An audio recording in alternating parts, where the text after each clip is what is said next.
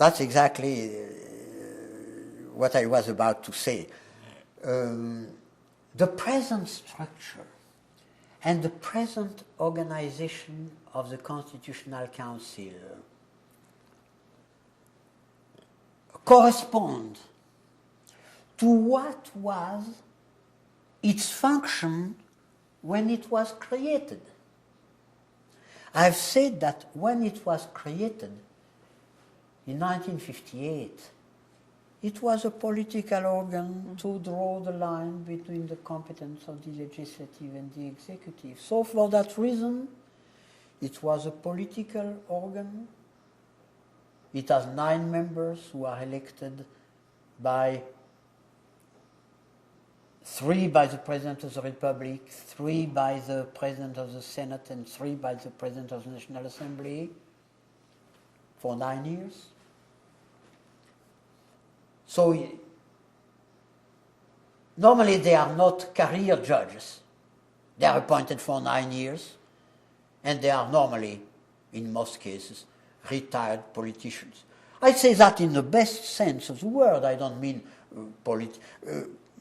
people who have been engaged in politics and who have acquired enough wisdom and impartiality, but still, it's a political appointment. Second characteristic, the case can be referred to Parliament, to the Council, only because between this short interval, as I said, between after the vote but before promulgation. Why? Because that can be explained by what was the original function of the Council. Is it in the competence of the Parliament? Is it in the competence of the government? So that must be done immediately. It would make no sense to decide about that 2 years later. And also the procedure before the Council is very typical of the function which was its function at the beginning. It's not public, it's not oral, it's not at all the procedure of a court. And this is why at the beginning it was clear that the Constitutional Council was not a court. It was not intended to be a court. It was not meant as a court. Not at all. It was a political arbiter. But now, after the decision of 1971, and after the various examples I've given to you, it has come much closer to a court. So wouldn't it be time to change its organization and structure? And one change has taken place. I told you it was in 1974 when Giscard d'Estaing said that 60 deputies or 60 senators should have the right to, because at first that was not necessary. But some other change now could be considered. And notably, there are 2 main criticisms which are made to the Council. First, access to the Council is not open to private citizens.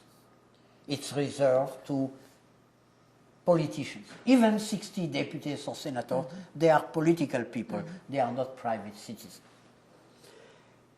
And second, the control is purely abstract,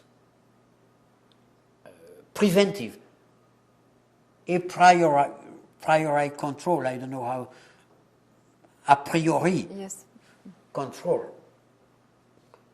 Once the law is promulgated, it's too late. So these are the 2 main criticisms. So there have been many proposals of reform which have been made, especially in the 80s and in the early 90s.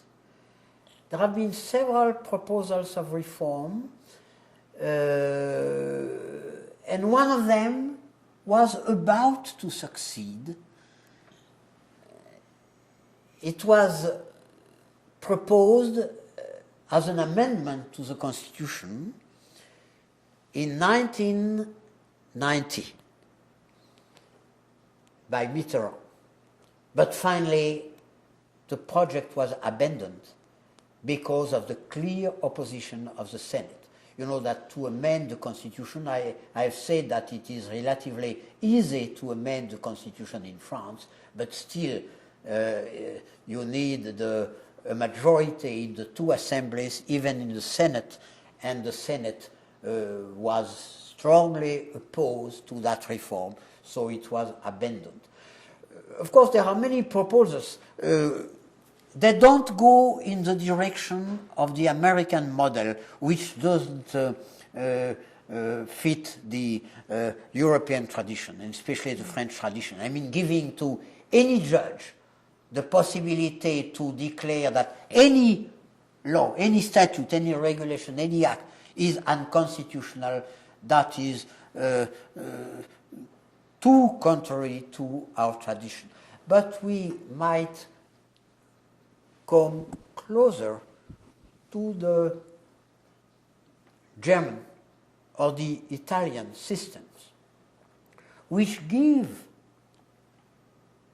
the private citizens the right to bring a case to the council, either directly by way of an action.